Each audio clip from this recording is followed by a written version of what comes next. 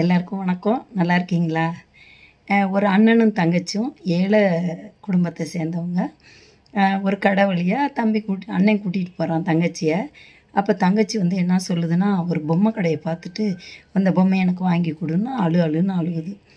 அண்ணன் என்ன செய்கிறான், தங்கச்சி பாப்பா இல்லையா, அதனால் சரி பாப்பா அழுகக்கூடாது, சரி வா உனக்கு நான் அந்த பொம்மையை வாங்கி தரேன்னு போய் பெரிய கெத்தாக போய் கடை ஓனர்கிட்ட போயிட்டு, சார் இந்த பொம்மையோட விலை எவ்வளவு அப்படிங்கிறான். அவர் சொல்கிறாரு, உடனே இந்த பொம்மை எனக்கு கொடுங்க என் தங்கச்சிக்கு அப்படின்னு சொன்னோடனே, சரிப்பா இந்தா வச்சுக்கோ அப்படின்னு சொல்லிட்டு காசு கொடுப்போன்னே, இவன் கையில் அந்த கடற்கரையில் சிப்பி இருக்குது பார்த்தீங்களா, அது ஒரு 10 சிப்பி வச்சுருக்குறான். அதை எடுத்து அப்படி கெத்தாக கொடுக்குறான். இந்தாங்க இதை வச்சுக்கோங்க அப்படின்னு சொல்லிட்டு அவரும் என்ன பண்ணிட்டாரு, வாங்கிட்டு அந்த 10ல் 5 சிப்பியை எடுத்துக்கிட்டு மீதி 5 சிப்பியை கையில் கொடுத்து, இது போதும்பா நீ போ அப்படின்னு சொல்கிறார். அப்போ அந்த வேலைக்காரரு அந்த கடையில் வேலை பார்க்குறவர் பார்த்துக்கிட்டே இருக்கிறாரு. அந்த குழந்தைங்க 2 சந்தோஷமாக போகிறாங்க. அப்போ அந்த வேலைக்காரர் பார்த்துட்டு கேட்குறாரு, ஐயா அந்த பொம்மை இருக்கிறதுலே விலை கூட, அதை போய் நீங்கள் வெறும் சிப்பியை வாங்கிக்கிட்டு கொடுக்குறீங்களே அப்படின்னு சொல்லி கேட்டோன்னே அவர் சொல்கிறாரு, இல்லைப்பா அந்த பையன் வந்து அவங்க தங்கச்சி மேலே பாசம் வச்சு அவன் கூட்டிகிட்டு வர்றான். 1 2வது வந்து அவனுக்கு இதோட மதிப்பு தெரியாது. அவனை பொறுத்த வரைக்கும் அந்த சிப்பி தான் அவனுக்கு விலை மதிப்பு அதிகமானது. அதனால தான் அவன் அதை எடுத்து தர்றான். அப்போ நான் என்ன செய்கிறேன் அப்படின்னா, 3வது அந்த குழந்தைங்க 2 பேரும் சந்தோஷமாக போகிறாங்க.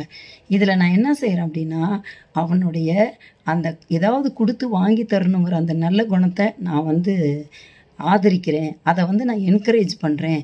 அப்போ தான் அவனுக்கு இன்னும் இப்போ நம்ம வந்து சத்தம் போட்டு திட்டி அனுப்பிச்சிட்டோம் அப்படின்னா அவனுக்கு வந்து மனசுக்கு கஷ்டமாக இருக்கும். இப்போ இது வந்து அவனுக்கு என்ன செய்யுதுன்னா, அவனுக்கு நல்ல ஒரு தூண்டுகோலாக இருக்கும்.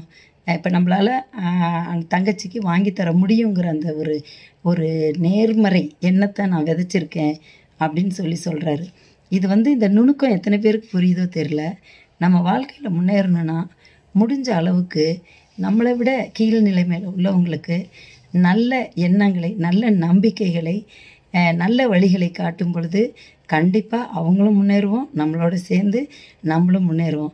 அந்த கடைக்காரர் மாதிரி மற்றவங்களுடைய உணர்வுகள், நல்ல உணர்வுகளை மதித்து மரியாதை கொடுத்து அவங்களுடைய அந்த நல்ல எண்ணங்களை இன்னும் அவங்க செய்கிறதுக்கு நம்ம உதவி செய்யும் பொழுது தன்னால் நம்மளே முன்னேறிடுவோம்.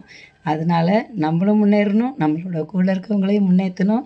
எல்லோரும் சேர்ந்து முன்னேற என்னுடைய வாழ்த்துக்கள். நன்றி, வணக்கம்.